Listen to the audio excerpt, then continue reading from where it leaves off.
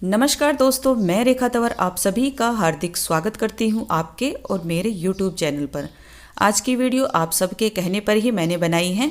मैंने इससे पहले पशुपति व्रत की पूजा विधि, पशुपति व्रत की उद्यापन विधि, पशुपति व्रत में क्या खाएं, पशुपति व्रत में पंचामृत किस प्रकार से बनाएं, पशुपति व्रत में क्या करें क्या ना करें और पशुपति व्रत से रिलेटेड मैंने आपके काफ़ी प्रश्नों के उत्तर 2-3 वीडियो के माध्यम से आपको दिए हैं। अगर आपने वो वीडियो अभी तक नहीं देखे हैं तो कृपया करके एक बार उन्हें भी अवश्य देख लें।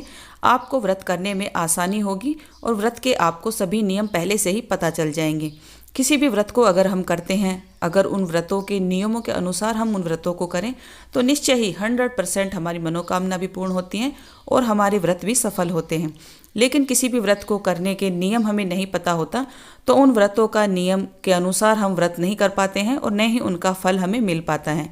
ये जो आप स्क्रीन पर देख रहे हैं ये सभी वीडियो मैंने पहले से ही अपलोड की हुई हैं। ये सभी मेरी ही वीडियो के थंबनेल आपको स्क्रीन पर दिखाई दे रहे हैं। ये सभी वीडियो आपको मेरे चैनल पर पहले से ही मिल जाएंगे।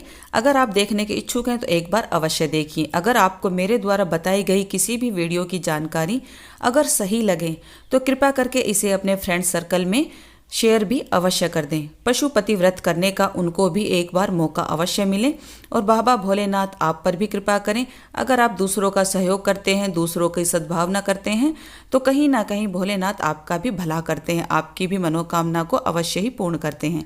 आज की वीडियो में मैं आपको यही बताने वाली हूँ कि पीरियड के दौरान पशुपति व्रत आप किस प्रकार से करेंगे। आपके काफ़ी प्रश्न आए हुए हैं, दीदी जब व्रत लगेगा ही नहीं, व्रत काउंट ही नहीं होगा तो इस व्रत को करने का फ़ायदा क्या है जो पीरियड के समय पर किया जाएगा। अगर व्रत करते हैं तो किस प्रकार से करना होगा। अगर हम व्रत पूजा नहीं करेंगे तब हम व्रत को कैसे करेंगे। व्रत वाले दिन जिस दिन हमारा पीरियड आया हुआ है क्या हमें बाल धोने पड़ेंगे या बिना बाल धोए भी हम पूजा कर सकते हैं। जिस दिन हमारा व्रत नहीं होता है, जो आम दिन होते हैं जैसे कि सोमवार, बुधवार, शुक्रवार या रविवार, इन चारों दिनों को हम महिलाएं अपने बाल धो लेती हैं तो इसमें किसी प्रकार का कोई दोष नहीं है। लेकिन जिस दिन हम व्रत करते हैं उस दिन शास्त्र कहता है कि आपको बाल नहीं धोने चाहिए। जिस दिन आप व्रत करते हैं या तो चंद्रमा उच्च की स्थिति में होता है या चंद्रमा नीच की स्थिति में होता है और चंद्रमा, शुक्र, गुरु और शनि ये चारों ग्रह हमारे बाल धोने से ही कमज़ोर होते हैं। तो आप कोशिश करें कि आपके चारों ग्रह मजबूत रहें, बलवान रहें और आपको बाल धोने से भी कोई दिक्कत ना हो, कोई परेशानी ना हो, कोई दोष आपको ना लगे। जिस दिन भी आप व्रत करते हैं तो कोशिश करें कि चंद्रमा ग्रह है वो सफ़ेद दूध से, सफ़ेद चीज़ों से काफ़ी मजबूत रहता है। तो आप अपने बालों को धोने से पहले थोड़ा सा कच्चा दूध या फिर दही ऐसे लगा के आप अपने बालों को धो लें, आपको कोई भी किसी भी प्रकार का दोष नहीं लगेगा। अब मैं बात करूंगी कि यदि आपको पीरियड आया हुआ है तो पीरियड के कितने दिन बाद आप पशुपति व्रत कर सकते हैं, कितने दिन बाद आप इस व्रत का पूजन कर सकते हैं। तो देखिए, शास्त्रों में वर्णन किया गया है जब भी किसी महिला को पीरियड आया हुआ होता है तो उसके ठीक 5वें दिन वह महिला शुद्ध अवस्था में मानी जाती है। तो आप 5वें दिन इस पूजा को कर सकते हैं। लेकिन मैंने देखा है कि काफ़ी ऐसी भी मेरी बहनें हैं जिनको पीरियड 5वें दिन तक अच्छे से ठीक नहीं होता है। तो ऐसे में आप कोशिश करें कि 1 सप्ताह तक आप यह व्रत पूजा ना करें। ऐसे में आप व्रत किस प्रकार से करेंगी। अगर आपके घर में कोई है तो आप ये पूजा उनसे करवा लें। व्रत आपको ही रखना है, जिसने पूजा की है उसको व्रत नहीं रखना है। ऐसा भी मेरे पास एक कमेंट आया हुआ था कि दीदी जो पूजा करेगा क्या उसको भी व्रत रखना होगा। तो ऐसा नहीं है, जिन्होंने पूजा की है वो 1 समय 2 समय जितनी बार आप खाना खाते हैं वो खा सकते हैं। व्रत आपको ही रखना है। लेकिन आपको पीरियड आया हुआ है तो आप पीरियड के दौरान आप अपने बाल ना धोएं। पीरियड में कोई ज़रूरी नहीं है बालों को धोना, तो आप बिना बाल धोएं नहाकर और मानसिक पूजा भी आप कर सकते हैं। जिस दिन आपको पीरियड आया हुआ होता है उस दिन आपको किसी भी मूर्ति, तस्वीर, मंदिर या शिवलिंग कहीं पर भी आपको स्पर्श नहीं करना है। आपको नहा धो के मानसिक रूप से ही आपको पूजन करना है। मानसिक रूप से आप पूजन कैसे करेंगे। आपको देखिए, ना तो जल लेना है ना ही किसी तस्वीर को टच करना है। शास्त्रों में ऐसा बताया गया है कि सूतक, पातक और ग्रहण काल में इसी तरह की पूजा की जाती है। मौन रहकर आपको अपने होठों को बिल्कुल भी नहीं चलाना है। ऐसे ही होठों को बंद करके जो भी आपको मंत्र आता है, जो भी आपकी स्तुति है, जो आप करना चाहते हैं, मन ही मन बाबा भोलेनाथ का स्मरण करें। और उसको करने के बाद जैसा आपका रूटीन है, जैसे आप व्रत रखते हैं फलाहार रख के, या एक समय पर आप जो भी ग्रहण करते हैं वो आप ग्रहण कर सकते हैं। इस प्रकार से आप अपने व्रत को संपूर्ण व्रत कर सकते हैं। और देखिए, इस व्रत का जो लाभ है आपको बिल्कुल उन व्रतों की तरह ही मिलेगा। ऐसा नहीं है कि ये व्रत काउंट नहीं होगा तो इस व्रत का लाभ नहीं मिलेगा। इस व्रत को करने का भी आपको उतना ही लाभ मिलेगा जितना कि आप पूजा करते समय व्रत करते हैं। वैसे हम व्रत करते हैं तो 2 हिस्सा हमें मंदिर में ही रखना होता है, लेकिन आप पीरियड के समय इस व्रत को करेंगे तो जब आप मंदिर ही नहीं जाएंगे तो 2 हिस्सा आप मंदिर में कैसे छोड़ेंगे। तो आप अपने घर पर ही मानसिक रूप से व्रत करके एक समय फलाहार ग्रहण करें। जो भी आपसे बनता है वो बनाकर खा लें, लेकिन 2 हिस्सा आपको नहीं निकालना है, क्योंकि ये व्रत 5 व्रत में काउंट नहीं होगा।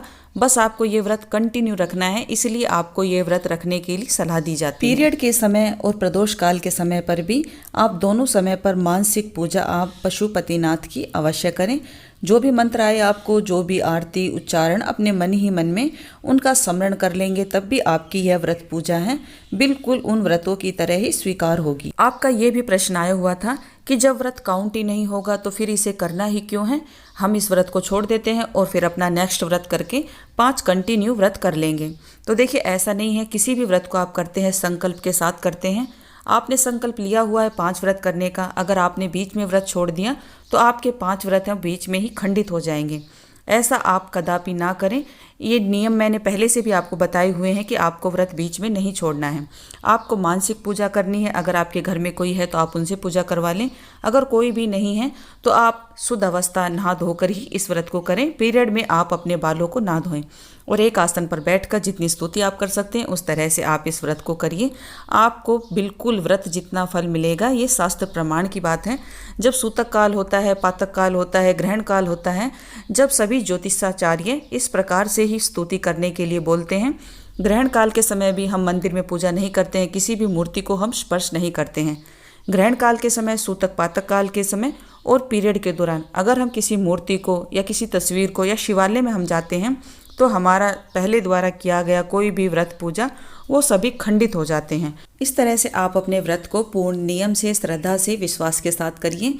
और हाँ, जब भी आप उद्यापन करते हैं, उद्यापन आपको पीरियड के समय पर नहीं करना है।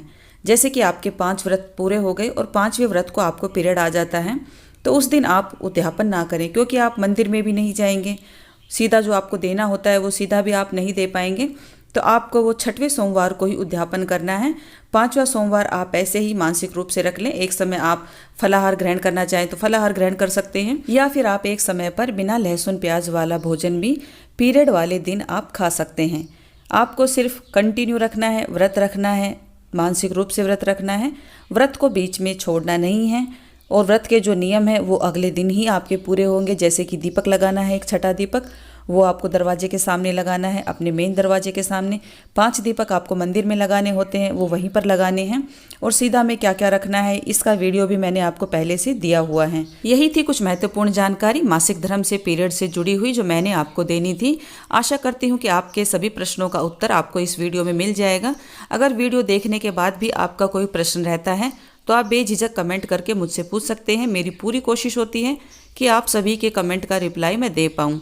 अगर वीडियो आपके लिए उपयोगी हो और आप मेरी वीडियो पर पहली बार विजिट कर रहे हैं तो मेरा आप सबसे अनुरोध है कि मेरे चैनल को सब्सक्राइब आप अवश्य कर लें। नीचे जो रेड कलर का बटन है उस पर आप क्लिक करें। क्लिक के बाद 3 ऑप्शन आएंगे, ऑल पर आप सेट कर लें। इसके बाद आप मेरी सभी वीडियो का नोटिफिकेशन देख पाएंगे, मेरी सभी वीडियो आप वॉच कर पाएंगे। वीडियो देखने के लिए आप सभी का बहुत बहुत धन्यवाद। हर हर महादेव। जय भोलेनाथ।